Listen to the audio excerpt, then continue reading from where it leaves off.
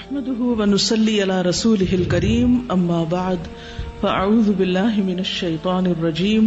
بسم الله الرحمن الرحيم رب اشرح لي صدري ويسر لي امري واحلل عقدة من لساني يفقهوا قولي. اسی طرح آپ دیکھیے کہ ہم بستری کے وقت بھی بسم اللہ کا حکم ہے، یعنی اس سے یہ پتہ چلتا ہے کہ چاہے آپ نماز پڑھ رہے ہیں یا قرآن پڑھ رہے ہیں یا پھر عین دنیا کے کوئی کام کر رہے ہیں تو آپ بسم اللہ سے ان کا آغاز کریں. ابن عباس کہتے ہیں اور وہ اس حدیث کو نبی صلی اللہ علیہ وسلم تک پہنچاتے ہیں کہ آپ نے فرمایا جب تم میں سے کوئی اپنی بیوی کے پاس آئے تو کہے بسم اللہ اللہم جنبنا الشیطان وجنب الشیطان ما رزقتنا، اللہ کے نام کے ساتھ اے اللہ ہمیں شیطان سے بچا اور شیطان کو اس چیز سے دور رکھ جو اس کے نتیجے میں تو ہمیں عطا فرمائے.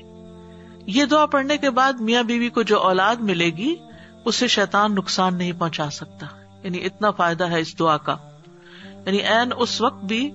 اللہ کے نام کو، اللہ کی یاد کو نہیں بھولنا چاہیے.